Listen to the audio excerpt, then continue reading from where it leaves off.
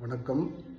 மோகன்ராஜ், காவல் கண்காணிப்பாளர் ஓய்வு, முன்னாள் கள்ளக்குறிச்சி மாவட்ட காவல் கண்காணிப்பாளர்.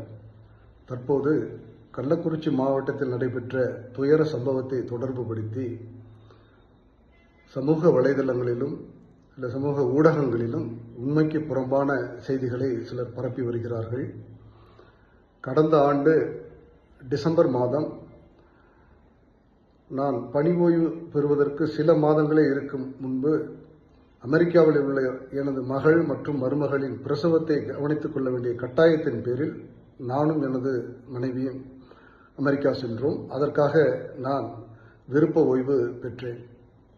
ஆனால் கள்ளக்குறிச்சியில் நடைபெற்ற இந்த துயர சம்பவத்தை தொடர்புபடுத்தி இந்த கள்ளச்சாராயத்துக்கு பயந்து பணி ஓய்வு பெற்றதாக விரும்பத்தகாத உண்மைக்கு புறம்பான பொய் செய்திகளை சிலர் பரப்பி வருகிறார்கள்.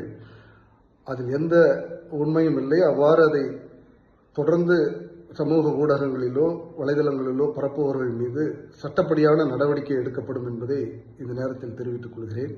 நன்றி, வணக்கம்.